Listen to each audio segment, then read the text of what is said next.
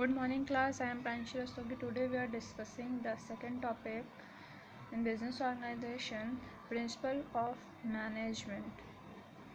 Principle of management में अगर देखें तो a managerial principle is a broad and general guideline for decision making and behaviours. कह रहा है कि जो मैनेजरियल प्रिंसिपल है वो ब्रॉड एंड नैरो नहीं है, ब्रॉड है एंड जनरल गाइडलाइंस दी हुई है फॉर डिसीज़न मेकिंग के लिए एंड बिहेवियर्स के लिए।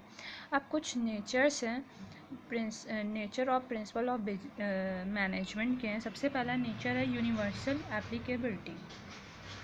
The principles of management are intended to apply to all the type of organization, business as well as non-business, small as well as large, public sector as well as private sector, manufacturing as well as the service sector। कह रहा है कि universally applicable अगर देखा जाए तो इसका मतलब होता है कि हर एक बिजनेस मैनेजमेंट में या बिजनेस ऑर्गेनाइजेशन में ये एप्लीकेबल होता है। सेकेंड पॉइंट है जनरल गाइडलाइंस प्रोवाइड करता है, मतलब किसी भी चीज़ की जनरल गाइडलाइन प्रोवाइड करता है हमको, मतलब जनरल रूल बताता है कि ये इस तरह से मैनेजमेंट को वर्क करना चाहिए। The third point is formed by practice and experimentation. कह रहा है कि जो principle of management are formed by experience and collective wisdom of manager as well as experimentation. क्या जो अगर हम लोग फॉर्म्ड करें कोई मैनेजमेंट तो वो हम किससे करेंगे? कोई भी मैनेजमेंट प्रिंसिपल बहुत ज़्यादा प्रैक्टिस से तब पता चलेगा कि प्रिंसिपल हो सकता है, और एक्सपेरिमेंटेशन से, एक्सपेरिमेंट करने के बाद। फ्लेक्सिबल है, मतलब हम उसको अपने अकॉर्डिंग चेंजेस कर सकते हैं, तो फ्लेक्सिबल है। मेनली बिहेवियरल है। अब कह रहे हैं management principle aim at influencing behaviour of human being, therefore principle of management are mainly behaviour in nature. कह रहा है कि जो प्रिंसिपल ऑफ मैनेजमेंट है उसको देखा जाए तो वो बिहेवियर इन नेचर है। It is not that these principle do not pertain to things and phenomena to all, it is just a matter of emphasise. कह रहा है अगर मैनेजमेंट प्रिंसिपल का एम देखा जाए तो वो इन्फ्लुएंस करता है बिहेवियर ऑफ ह्यूमन बींग्स का, मतलब वो ह्यूमन बींग्स के बारे में भी बताता है। फिर है sixth point, cause and effective relation. The management principles are intended to establish relationship between cause and effect so that they can be used in a similar situation in a large number of case. कह रहा है कि जो principle of management होता है intend to establish relation between cause और effect. कह रहा है ये रिलेशनशिप बिल्ड करता है कॉज और इफेक्ट के बीच में, so that they can be used. कह रहा है कि इससे हम क्या कर सकते हैं, यूज़ कर सकते हैं सिमिलर सिचुएशन। अगर कोई ऐसी सिचुएशन होगी तो हम उसको सिमिलर सिचुएशन में यूज़ कर सकते हैं, चाहे वो नंबर ऑफ केस चाहे जितने लार्ज हों चाहे जितने भी स्मॉल हों। फिर कंटीजेंसी क्या होता है?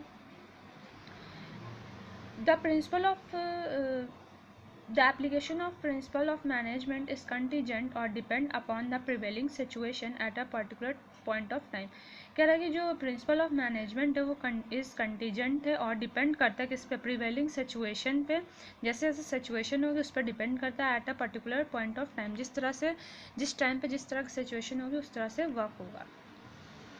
इतना सबको समझ में आया natures of principle of management. फिर आया significance of principle of management. क्या क्या सिग्निफिकेंस है प्रिंसिपल ऑफ मैनेजमेंट? सबसे पहले प्रोवाइडिंग,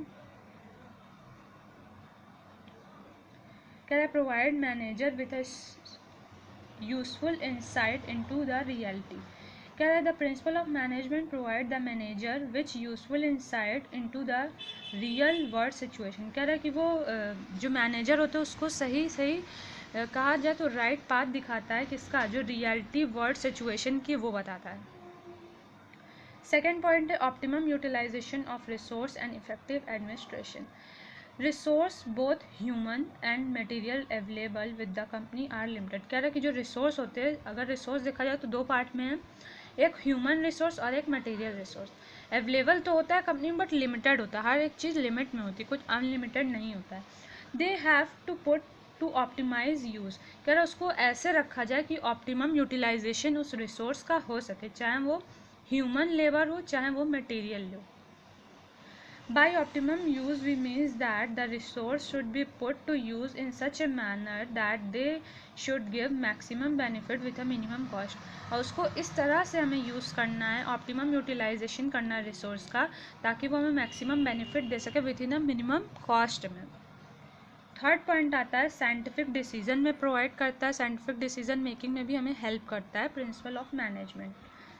फिर कह रहा है कि fourth point meeting changing environment requirement. और जिस तरह से हमारे इन्वायरमेंट में बिजनेस के इन्वायरमेंट चेंज होता है उस हिसाब से रिक्वायरमेंट अलग अलग होती है, तो रिक्वायरमेंट भी प्रोवाइड करता है. जिस तरह का हमें जिस टाइम पे, जैसे कोई सी टाइम पे हमें कुछ अलग डिसीजन लेना है तो वो भी हमको जनरल प्रिंसिपल की मदद से मिल सकती है हेल्प. फिर आया फुलफिल ऑफ सोशल रिस्पॉन्सिबिलिटी.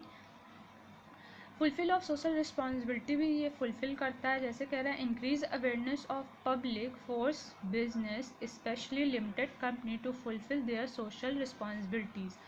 कह रहा है कि जैसे जैसे इंक्रीज़ होता जा रहा है, अवेयरनेस बढ़ता जा रहा है पब्लिक में, तो क्या होता जा रहा है, ज़्यादातर जो लिमिटेड कंपनीज होती है फुलफिल करती जा रही है अपनी सोशल की जो रिस्पॉन्सिबिलिटी है, नहीं कि अपना वर्क करके सब जितने भी कंपनीज है चली गए, उन्हीं कुछ सोशल रिस्पॉन्सिबिलिटीज़ होती है. जैसे जैसे अवेयरनेस बढ़ता जाता है बिजनेस का, कुछ सोशल रिस्पॉन्सिबिलिटीज़ भी होती है जो फुलफिल करना पड़ता है. सिक्स पॉइंट है मैनेजमेंट ट्रेनिंग करता है एजुकेशन एंड रिसर्च. कह रहा है जो मैनेजमेंट होता है वो क्या करता है, अपने जो एम्प्लॉय होते हैं उनको ट्रेन करता है, एजुकेशन प्रोवाइड करता है, मतलब समय समय पे कुछ ना कुछ अपग्रेड करता है अपने एजुकेशन के थ्रू, एंड रिसर्च करता है. Thank you class.